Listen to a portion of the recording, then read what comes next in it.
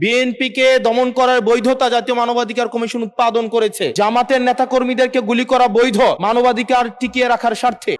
এই যে আইনটি আজকে যেটি পাশ করানোর কথা বলা হচ্ছে, এটির মধ্য দিয়ে 2009 সালের জাতীয় মানবাধিকার কমিশনের যেই আইনটি সেটিকে রিস্টোর করা হবে। জাতীয় মানবাধিকার কমিশনের যে 2009 সালের যে আইনটি আছে, সে আইনের যেই প্রয়োগ দীর্ঘ 17 বছর ধরে হয়েছে সেটি আমরা দেখেছি। জাতীয় মানবাধিকার কমিশনের নামে বিরোধী দল ও মতকে দমন কমিশন হিসেবে সেটি ব্যবহার করা হয়েছে। বিএনপিকে দমন করার বৈধতা জাতীয় মানবাধিকার কমিশন উৎপাদন করেছে। আমরা জাতীয় মানবাধিকার কমিশনের চেয়ারম্যানকে বলতে শুনেছি, জামাতের নেতাকর্মীদেরকে গুলি করা বৈধ মানবাধিকার টিকিয়ে রাখার স্বার্থে।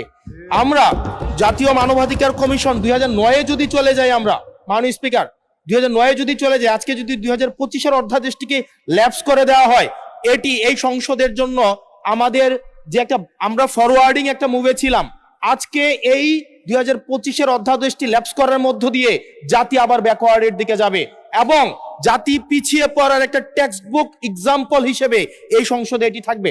2009 সালের জাতীয় মানবাধিকার কমিশন আদতে কোনো আইন না, এটা হচ্ছে সরকারি আরেকটা দপ্তর বানানো হয়েছে জাতীয় মানবাধিকার কমিশনকে।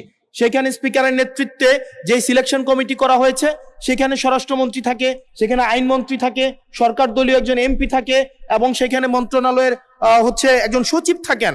অর্থাৎ একটা 6 সদস্য বিশিষ্ট একটা সিলেকশন বোর্ডের সেখানে 5 জনই হচ্ছে সরকার দলের।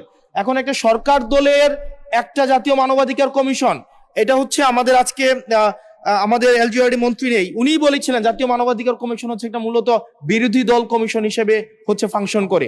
এখন বিরোধী দল দমন কমিশন হিসেবে মাননীয় স্পিকার ফাংশন করে।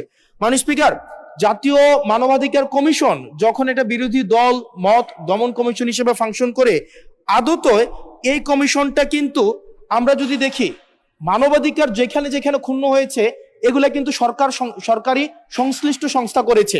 সেখানে বিডিআর, র্যাব, তারপর হচ্ছে আপনার বিভিন্ন বাহিনীদের সেখানে কিন্তু সরাসরি সংযুক্ত আমরা দেখেছি, তারা মানবাধিকারকে ক্ষুণ্ণ করেছে।